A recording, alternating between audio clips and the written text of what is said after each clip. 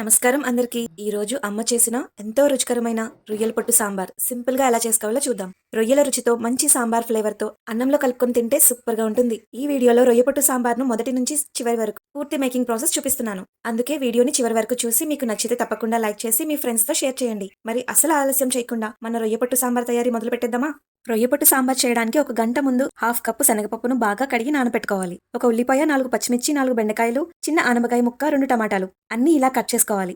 2 కరివేపాకు రెమ్మలు. ఇప్పుడు స్టవ్ మీద కడాయి పెట్టి కట్ చేసి పెట్టుకున్న వాటిని వేసి 1 టీ స్పూన్ కారం, 1/2 టీ స్పూన్ పసుపు, రుచికి సరిపడా సాల్ట్ వేసుకోవాలి. ఒక పెద్ద నిమ్మకాయ అంత చింతపండును తీసుకొని వాటర్ లో వేసి రసం తీసి ఆ రసాన్ని పోసి మూత పెట్టి బాగా ఉడికించాలి. కూరగాయలు కట్ చేసుకునే టైంలోనే ఈ హాఫ్ కప్ నానబెట్టిన శనగపప్పును ఉడికించుకోవాలి. ఉడికిన శనగపప్పు చల్లారాక మెత్తగా మిక్సీ పట్టుకోవాలి. ముక్కలు ఉడికాయో లేవో చూసి బాగా ఉడికిపోయాక మిక్సీ పట్టిన శనగపప్పు పేస్ట్ని వేసి బాగా మిక్స్ అయ్యేలా కలపాలి. అలా కలిపాక మూత పెట్టి మీడియం ఫ్లేమ్ మీద ఒక 10 నిమిషాల పాటు మరిగించాలి. తర్వాత 100 గ్రాముల తెల్ల రొయ్యల పొట్టు, చిట్టి చిట్టి రొయ్యలు జలజలలాడుతున్నాయి చూడండి, భలే మెరుస్తున్నాయి కదా. వీటిని బాగా శుభ్రం చేసుకోవాలి. వీటి మీద చాలా దుమ్ము, సన్నటి ఇసుక ఉంటాయి, ఎండబెడతారు కదా. సో 3-4 సార్లు బాగా శుభ్రం చేశాక పాన్ పెట్టి 2 టీ స్పూన్స్ ఆయిల్ పోసి కడిగిన రొయ్యల పొట్టును వేసి మీడియం ఫ్లేమ్ మీద గోల్డెన్ కలర్ వచ్చే వరకు కలుపుతూ ఉండాలి, లేదంటే మాడిపోతాయి.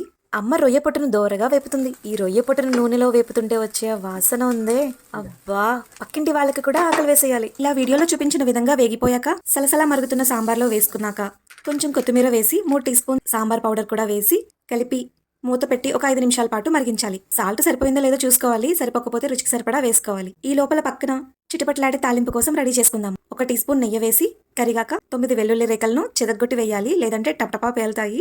1/2 టీ స్పూన్ జీలకర్ర, 1/2 టీ స్పూన్ ఆవాలు, 1/2 టీ స్పూన్ మినపప్పు, 1/2 టీ స్పూన్ ధనియాలు, 1/2 టీ స్పూన్ మెంతులు, ఇంకా 3 ఎండుమిర్చిని ముక్కలు చేసుకొని అన్ని కలిపి వేసుకోవాలి. వీటన్నింటినీ వేసాక గోల్డెన్ కలర్ వచ్చేంత వరకు కలుపుతూ వేగించాలి. 2 రెమ్మలు కరివేపాకును కూడా వేసి కలిపి బాగా వేగాక సలసలా మరుగుతున్న సాంబార్లో వేసుకోవాలి. మూత పెట్టాలి. కాసేపు ఆగి మూత తీస్తే గుమగుమలాడే రుచికరమైన రొయ్య పొట్టు సాంబార్ రెడీ. అమ్మ సాంబార్ని చిక్కగా చేస్తారు. మీరు పలుచగా కావాలంటే ఇంకా వాటర్ వేసుకోవచ్చు, లేదా చల్లారాక చిక్కబడిపోతే గనక నీళ్లు మరిగించి వేడి నీళ్లను సాంబార్లో పోసుకోవచ్చు. ఇది కేవలం సాంబార్ కాదు, అమ్మ చేతి రొయ్య పొట్టు సాంబార్ ముద్ద నోట్లో పెట్టుకుంటున్నప్పుడు వచ్చే ఆ సంతృప్తి దేవుడొచ్చి అమృతం పోసినా రాదనిపిస్తుంది.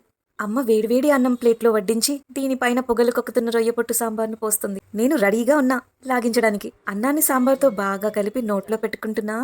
బాబా, ఆ పులుపు, ఆ కారం, రొయ్య పొట్టు టేస్ట్, సాంబార్ రుచి అల్టిమేట్ అంతే.